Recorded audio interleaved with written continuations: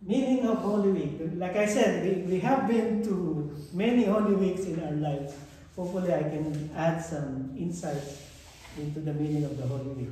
So let us start with the easy one.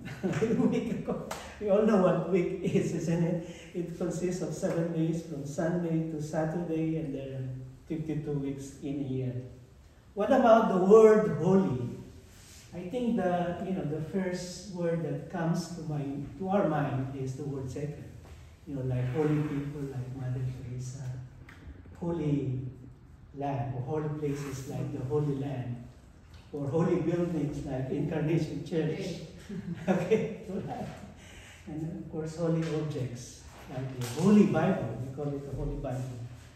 However, the word holy in the Jewish word for holy, which is the Jewish word is kadosh, and it has a simple meaning. The word kadosh has a root meaning of separate, to separate, meaning to set apart.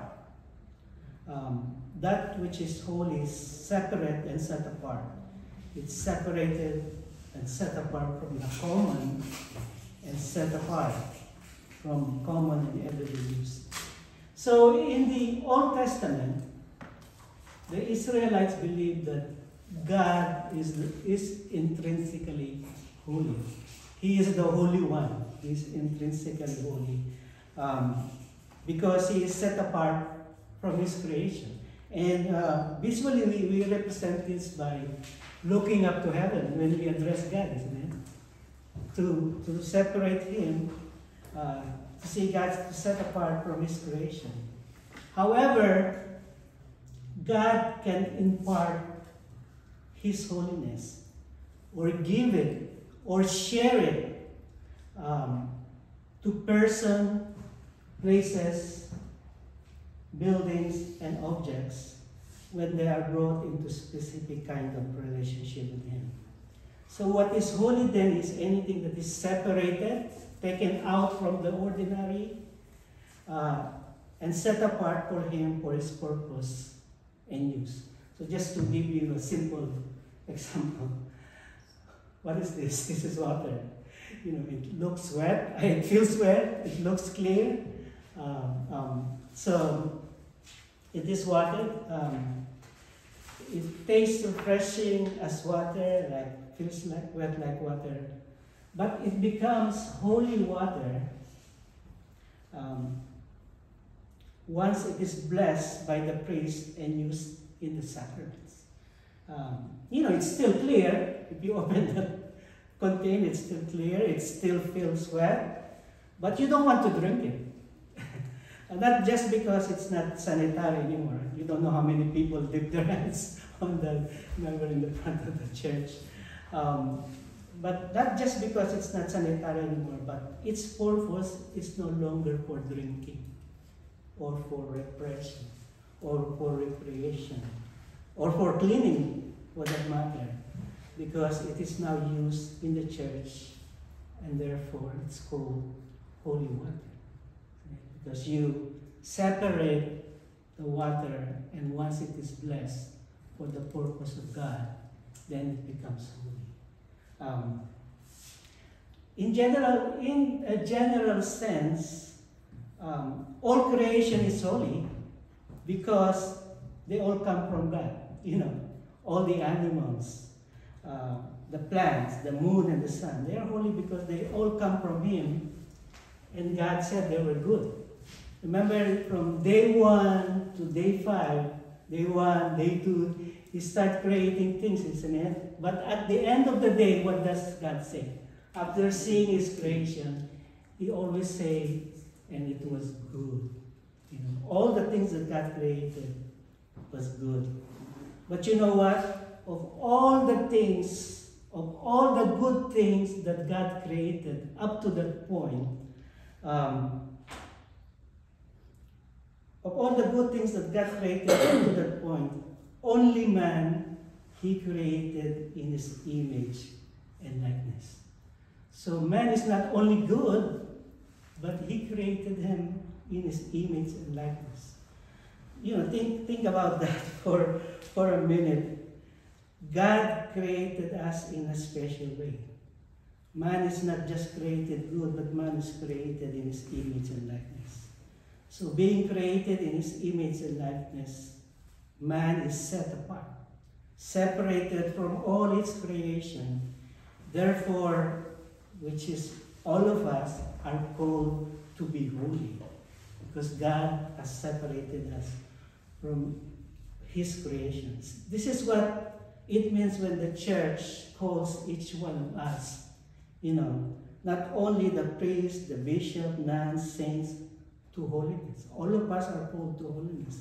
This is what one Vatican document, Second Vatican Council document calls the universal call to holiness. All of us are called to holiness.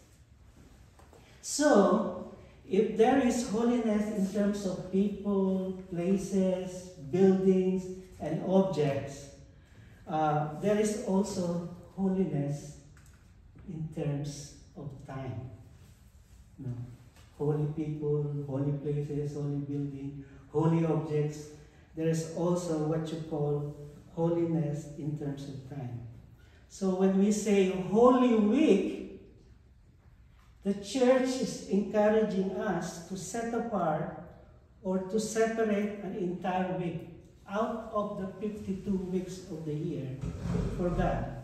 Make this week special for Him. Which what makes it holy. Why? Because so that we might recall the suffering, death, and resurrection of Jesus Christ.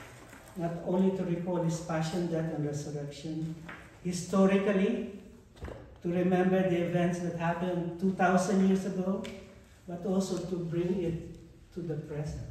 That's what we celebrate liturgically through the sacred liturgies. Indeed, Holy Week is the highlight of the church liturgical calendar. Holy Week is the most important week.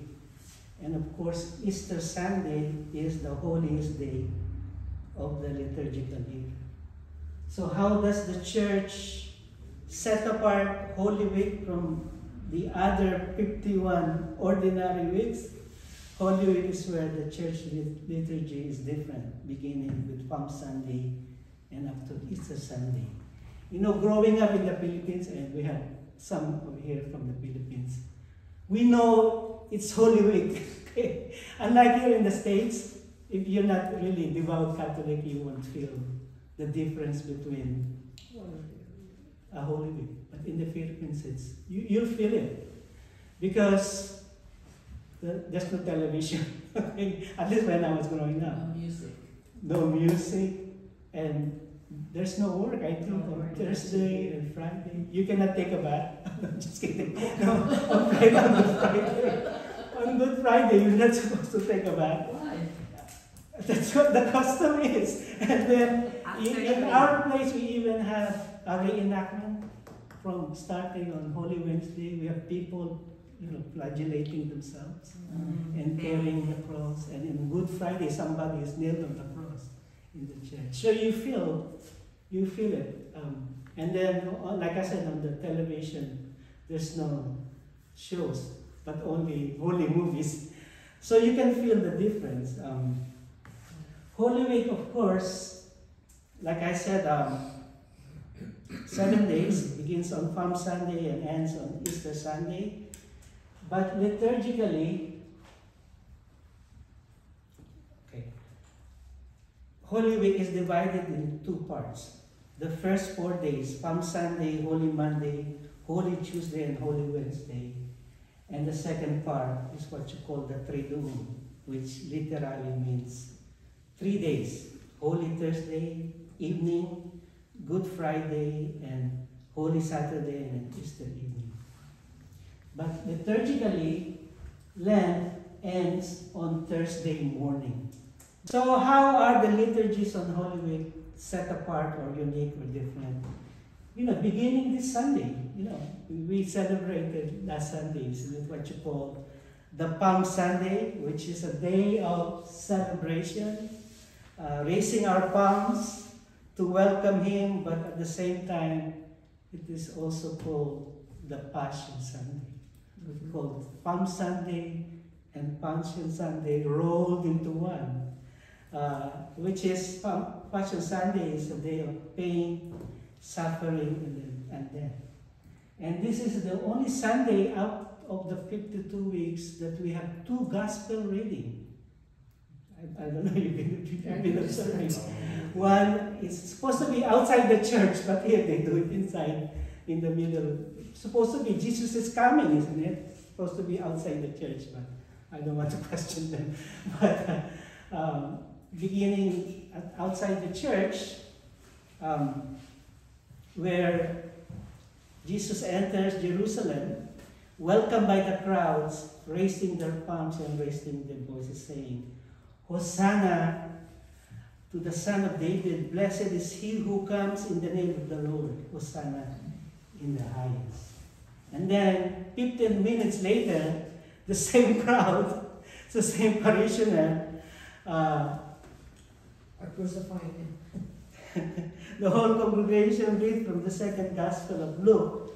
This time the crowd will no longer shout Hosanna, which means God saves, save us, but instead they shouted, crucify him, crucify him. So in the church it's 15 minutes, but for Jesus it's within 1 week. From Hosanna to crucify, Jesus is dead by Friday. So what a contrast, isn't it? What a paradox and what a contradiction. Because the triumphant king is riding on a donkey. And his triumphant entry ends in disgraceful exit. So in the first part of the Holy Week, so we carry the theme of paradox and contradiction especially in the first part of the Holy Week. Because on Holy Monday, Holy Monday, Tuesday, and Wednesday are both act of love and act of betrayal. On yesterday, I don't know if you went to church, but the gospel reading, we see a dinner party in Bethany in the house of Lazarus. This is, I don't know, maybe a week or a day after Jesus raised Lazarus from the dead. They're celebrating. So, what's his name? Lazarus held a dinner party for Jesus, and Mary, his sister, broke an alabaster jar of pure nard. It's supposed to be a very expensive oil, and anointed Jesus in preparation for his burial. She poured it in Jesus' feet and dried it with her hair, and this is an act of love. And yet on Holy Tuesday, again, over dinner, okay, we see dual acts of betrayal and denial. So on Tuesday, we hear Jesus predicting during the Last Supper that Judas will betray him and Peter will deny him. And then on Holy Wednesday, Judas actually secretly working with the chief priest negotiating a price on Jesus' head. This is why Holy Wednesday is sometimes called Spy Wednesday. Spy Wednesday. It's called Spy Wednesday because of the act of betrayal of Jesus, because he was working secretly for the price in Jesus' head. Now we go to the second part of the Holy Week, or second half. Like I said, Lent ends liturgically on Thursday morning. This is because Triduum begins on the evening of Holy Thursday. So the Triduum, so I've been computing it. Thursday, Friday, Saturday, Sunday, it's 4 days. It cannot be Triduum. But it actually begins on Holy Thursday evening. So Good Friday. Sunday is not included. Huh? Sunday is not included because it's this resurrection. Already? Okay. Yes, 3 days. 3 days. It's only 3 days. No, it starts with Holy Thursday evening, and then Good Friday is the first day, second day is Holy Saturday, and then Easter Sunday is the third day. 3.5. Okay, that's 3 days. Okay. Again, these 3 days are holy days. It is set apart. And what is different and unique about the celebration of Holy Thursday, Good Friday, and Easter Sunday to set them apart from other liturgical days? First of all, instead of 3 separate liturgical days, 1, 2, 3, the church considered this as one liturgical day in 3 acts.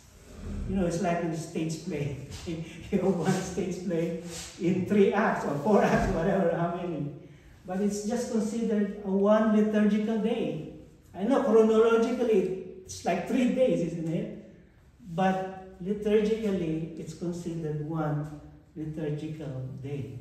You know, it's like going back, you know, you watch all those trilogy movies, isn't it? Like in the beginning, Star Wars, or Back to the Future, or Lord of the Rings.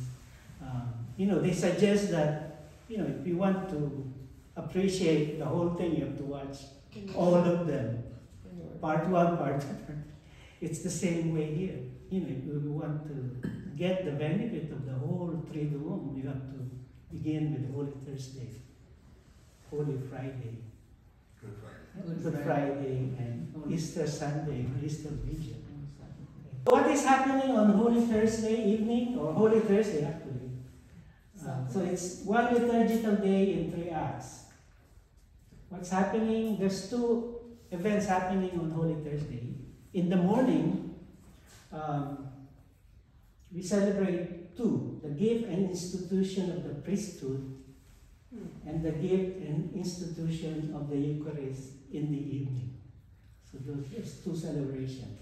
So in the morning, we celebrate the gift of priesthood and chrism mass. Meaning chrism, the word chrism, you know, from Christ means anointed. So first it's referring to the oil that was anointed by the bishop, and second is the anointing of the anointed people of God. You know, the clergy who are called to serve the church. You know, it's supposed to be it's Thursday morning, but in the Archdiocese, Chrism Mass is on last night. Yeah. Because the Archdiocese is so big, you know, from Santa Barbara to Los Angeles. So you can just imagine bringing them in the morning and then they have to go back to their parishes in the evening. So the Archdiocese decided we'll do it on Chrism Mass on Monday. So all the priests are gathered in the cathedral, also in the where they, you know, they vow to be, you know, they renew their vows for the priestly service. Also on the Chrism Mass, the bishop blesses all the oils that will be used for the coming year, and they give them to the representative of each parish. So these are the 3 oils that is used in the church. OI is oil of the infirm, which is used for the sacrament of the anointing of the sick. SC, I forgot, I know the C there is chrism, which is the chrism oil, which is used in baptism, confirmation, and holy orders.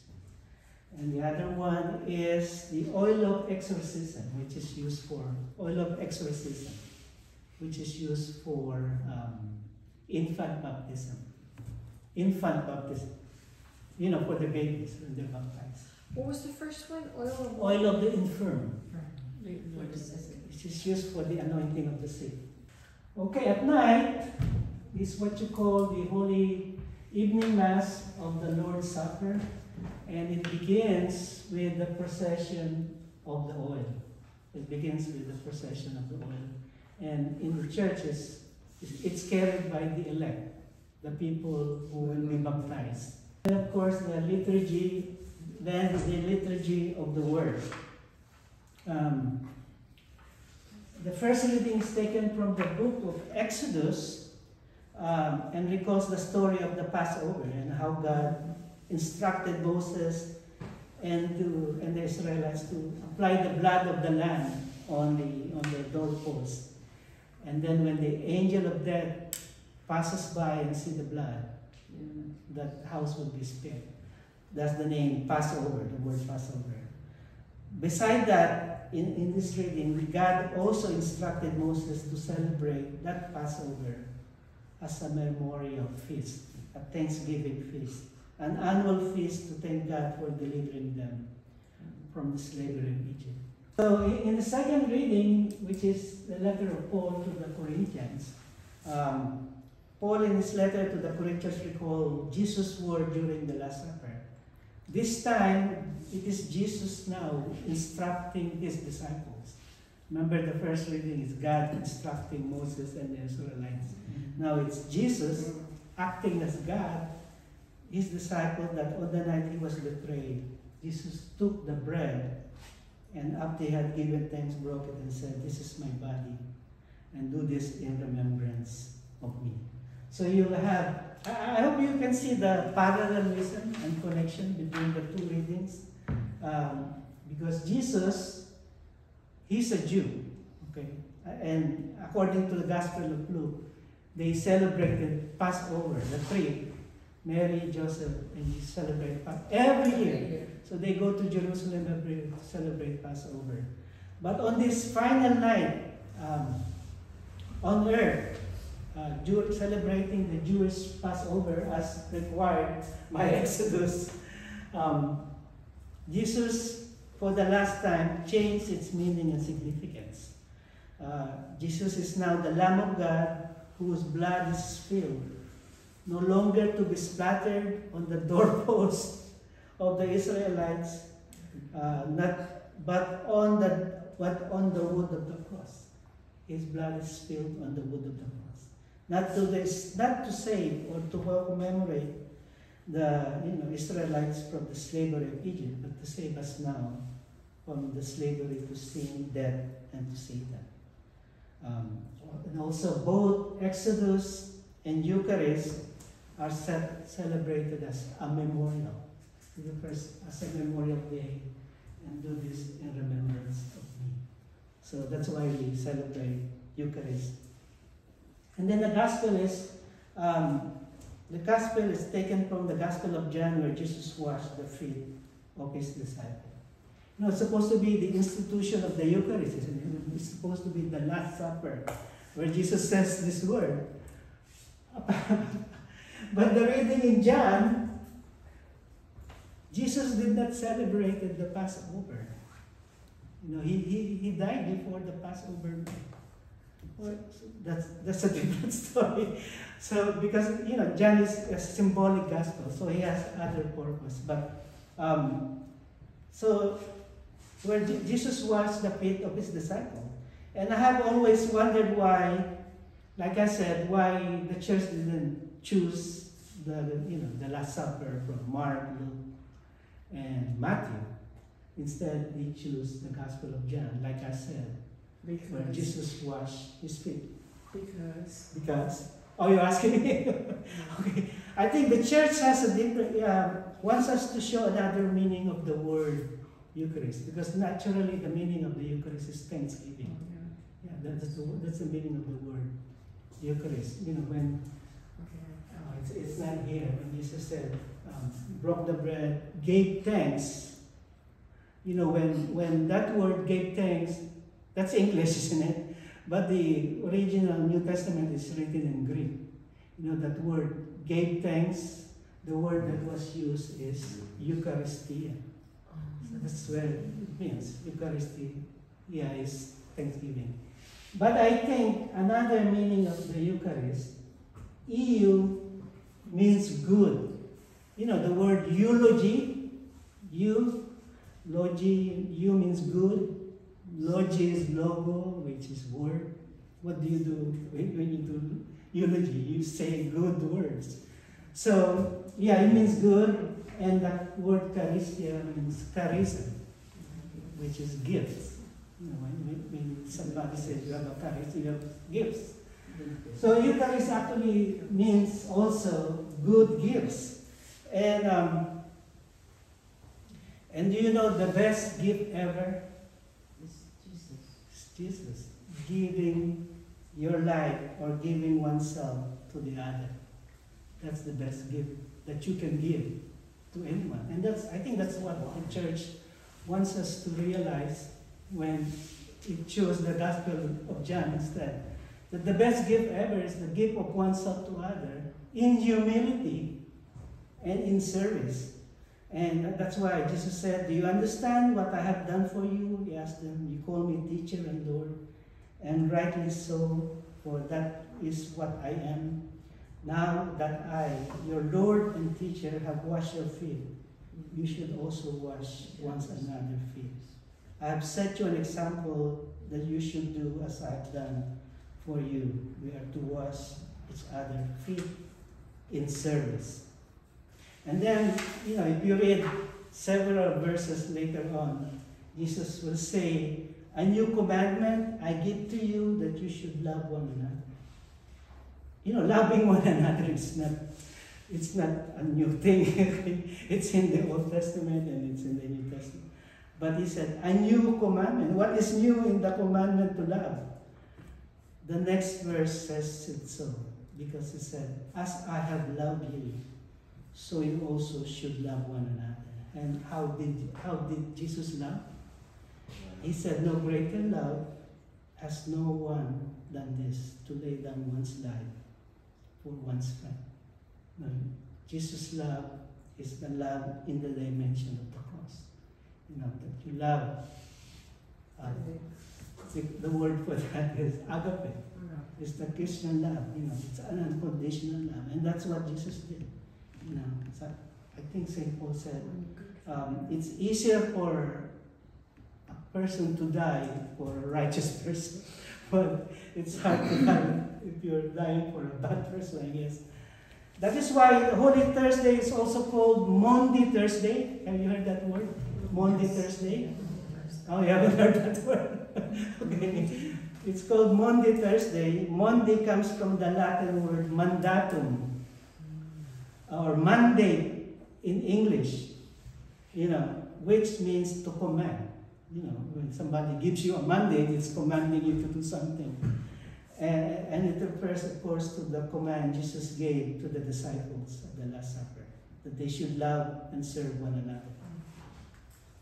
Okay, the next part is the washing of the feet. I think, your feet going to be washed? No, Okay. that's the elect. Some of the elect. Those who will be baptized, their feet will be Some, washed. Some of them, not all not all of them.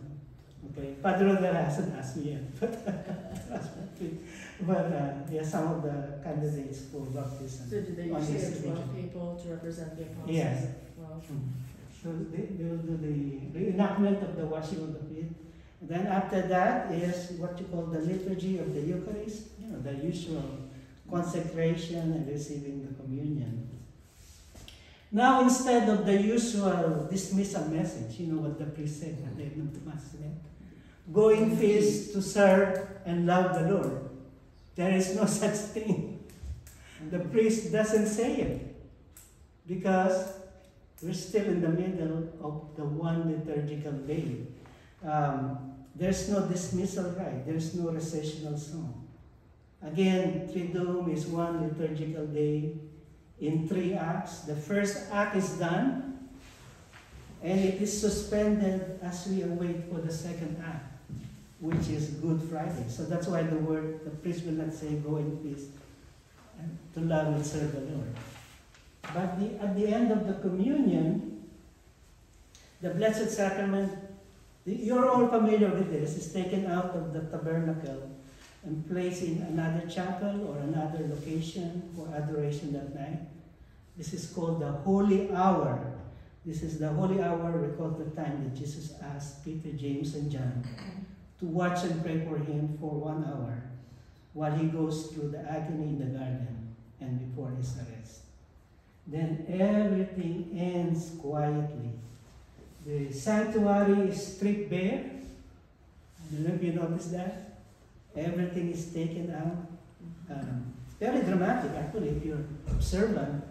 So the liturgical committee will take all the garments, the linen, the flowers. The altar is bare. It's usually done in silence with some solemn music, perhaps. And like I said, they take up everything. Okay? And the church is dim, not to, because they want to save electricity. No, sometimes people think it's over because lights is out, go home. Okay? No, you're actually encouraged to remain a little while and spend an hour watching and praying. Because it is the night that Jesus was arrested. He's been arrested in the garden after supper, and all the disciples ran away. And this John, except John, later on he shows up in the cross. And you get this, real sense of emptiness. I don't know if you feel that. Waiting for Good Friday. And also, all the images are covered with linen. I don't know why they do it here on Palm Sunday. But in the Philippines, they cover it after Holy Thursday, before Good Friday. Until they cover it on Palm Sunday. It's all covered now, isn't it? Of course, enter Good Friday. So we have been talking about this week as holy because it is set apart from the common, therefore it's different and unique rules apply. And Good Friday is no different, and it is unique in what it does not have. What it does not have. Like I said, the church is bare from yesterday. No linen, no candle, no flowers. There's no entrance gathering on Good Friday. There's no entrance song. Like I said, it's one liturgical day. No choirs, maybe some singing, because it is a continuation from the night before. There is no consecration. There's no Eucharistic prayer. Not yet. There's no Mass. Actually, there's no Mass on Good Friday. What you have is a prayer service.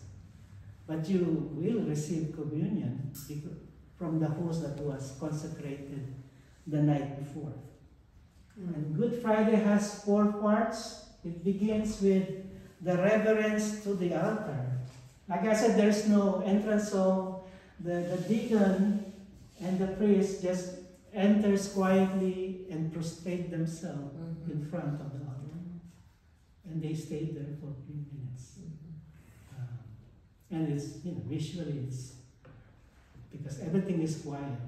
And the only time they do this, the first time they do this is during their ordination, where they prostrate themselves in the altar. Then it proceeds with the liturgy of the word. The first reading is taken from Isaiah chapter 52 to 53. This Isaiah 52, 53 is what you call the suffering servant of Yahweh. This is the title of that. So it's a long reading, and I'll just take an excerpt from this reading because I think it's very powerful.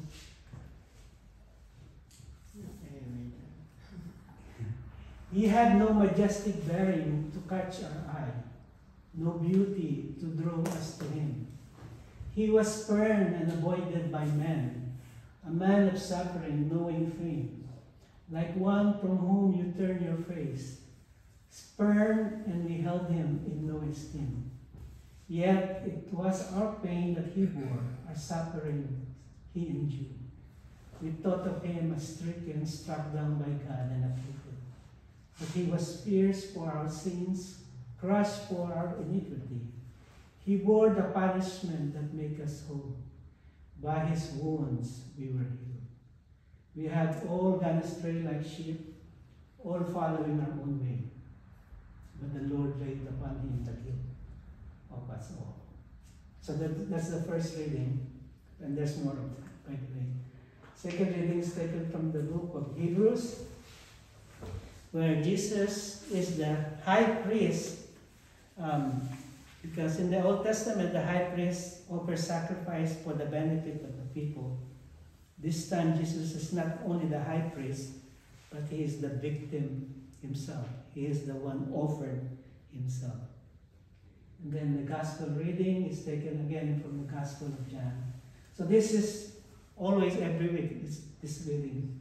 John 18, when Jesus had taken the wine, he said, "It is finished." And bowing his head, he handed over the Spirit. Of course, when Jesus said it is finished, we all know what that means, isn't it? It means he's finished and completed his mission. But to fully appreciate what the word "it is finished" means, we have to go back to the original meaning of the word in Greek, because New Testament is written in Greek. And the Greek word for finish is tetelestai. It's tetelestai. And this word was often associated with business transaction, with the canceling of business debt. The word would often be written on the document and received, indicating that the bill has been paid in full, like a stamp. So that word is used for business transaction, meaning the canceling of business debt. That the debt has been cancelled. It is finished means that it's paid in full. It is finished brings to mind what Jesus said, "For even the Son of Man did not come to be served, but to serve, but to give his life as a ransom for many." So, sin, it's paid. Jesus paid for that. Shame, Jesus paid for that too. Past mistake, it's paid. Rejection, loneliness, slavery to sin, spiritual death. Okay? You don't have to pay anything, okay? Because Jesus paid your debt. So when he said it is finished, that's what the Greek word means. He's canceling all your debt. Imagine you have a mortgage. Jesus said, "You're free and clear. You don't have to pay anymore." So it's that sense that when Jesus said the word, "it is finished." Right. And then, of course, the veneration of the cross. We've seen this many, many times. There's so many ways people do this. It's very quiet, somber. It is done in a variety of ways. They use large cross, small cross. Then you come up, you touch it, you kiss it, you embrace it, you kneel down. The veneration of the cross is our way of expressing our thanks. For with and through the cross, Jesus saved us. I don't know if you remember, the priest carries the cross on 3 locations. One at the beginning, in the middle, at the end. And then the priest would say, "Behold the one on the cross, which hand the Savior of the world." And then the solemn intercession, 10 petitions. That's a long petition. Usually the church has 4 petitions in the regular Mass. But this time it has 10 petitions. One for the Jewish people, one for the unity of Christians, one for the non-believers, one for the clergy, one for the travelers, for the sick, and for the office holders. So, and again, like Thursday, Good Friday ends quietly. There's no dismissal right. It's suspended until the next chapter or the next time. So what do you do in Holy Thursday? Holy Saturday? Nothing. I was going to say nothing. Nothing. Because nothing is happening on the church because it's a time for waiting. We are in vigil, like anticipating that something will happen. Jesus died, is buried underneath, and then we're just waiting for him to wake up. But in the background, though, the liturgical committee is busy dressing up the church for the Easter Vigil. And that's where you see the church beautifully dressed up with all the flowers that they took out and all the linens, beautiful linens. And on Saturday evening comes the Easter Vigil. All the great feasts of the church begins the night before. Like Immaculate Conception, or Christmas, or New Year, or all the great it begins the night before. But Easter is the mother of all vigils, because like I said, it is the holiest day in our in our church calendar, and it has 4 parts. Usually we only have liturgy of the Word and then liturgy of the Eucharist. But Easter Vigil begins with the service of light, and then we also, some people will be baptized, will have the liturgy of baptism, like what Rosie said, we have 4 that will be baptized, maybe another 4 that will be confirmed. So these are already Christians from another denomination, but they want to fully join the Catholic Church, so they will receive the sacrament of confirmation and the Eucharist. So the name of the first part is what you call the service of light, which name strikes me because it never entered my mind that light is a service until there's brownout. That's when you realize that you need light. Usually it begins after sundown, usually after about 8 p.m. Depends. Preferably no unnatural light. Unfortunately, we do the service of light in front of the church, where there's a lamppost and then all the cars are passing by. So you don't get the full visual effect, because it's supposed to be total darkness. That's the whole idea. It's total darkness.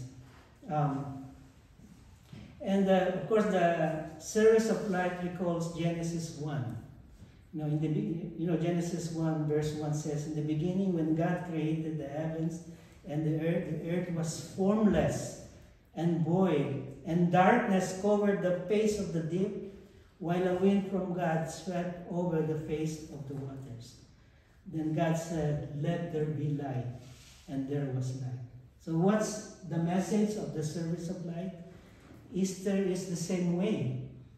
Easter is a new beginning from darkness to light. So Easter is like God recreating His creation in the resurrection of His Son, Jesus Christ, of course, who is the light of the world. Okay, like I said, it begins in the dark, and then the blazing fire begins in the dark, okay, and the blazing fire is prepared, and then the blessing of the new fire, inflame our hearts with heavenly desires, and then the priest will mark the candle on 4 locations, and then he will say the word, what will he say? I am from the book of Revelation, he will say, "I'm the Alpha and Omega, the first and the last, and the beginning and the end." And then he will light this Paschal candle, the Easter candle, from the fire. And then all the people will light will pass on the light. Okay? And then there's a procession. Again, like the Station of the Cross, just on 3 locations it will pass by, and then the priest will say, "The light of Christ." And then, again, there's no entrance song. There's no entrance song. It begins with what you call the Exalted, which the deacon usually sings it. And it's a very powerful prayer, and this was composed around the Middle Ages. So that's how old this prayer is. We call it Exalted. I think you can derive what the word means, exalted. Exultant means joy. And people, either they're not paying attention or they cannot hear it. So for your benefit, I'm pulling out some excerpt from the text that the deacon is singing, just to give you a feel of what, how powerful these words are. It says, "It is truly right that with full hearts and mind and voices we should praise the unseen God, the all-powerful Father and His only Son, our Lord Jesus Christ. For Christ has ransomed us with His blood and paid for us the price of Adam's sin to our eternal Father. This is our Passover feast. When Christ, the true Lamb, is slain, whose blood consecrates the home of our believers. So recalling the first Passover with the Israelites. This is the night when first you save our fathers, you freed the people of Israel from their slavery and led them dry shod through the seas. This is the night when the pillar of fire destroyed the darkness of sin. This is the night, the Easter Vigil, when Christians everywhere wash clean of sin and freed from all defilement and are restored to grace and grow together in holiness. This is the night when Jesus Christ broke the chains of death and rose triumphant from the grave. And this is one of my favorite parts of this. What good would life has been to us had Christ not come as a redeemer?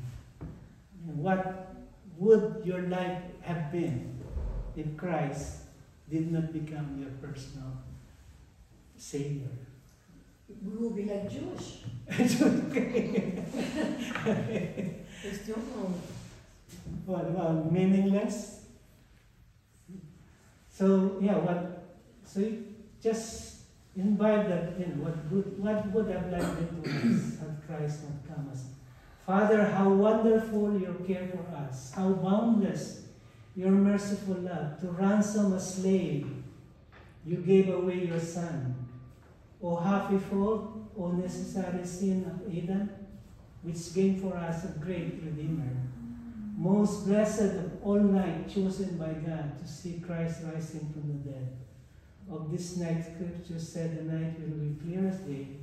It will become my light and my joy. The power of this holy night, dispel all evils, washes guilt away, restores lost innocence, bring mourners joy, cast out hatred, brings us peace and humble earthly pride. Night truly blessed when heaven is wedded to earth and man is reconciled with God. For me and Eloisa, we consider Easter Vigil as our New Year.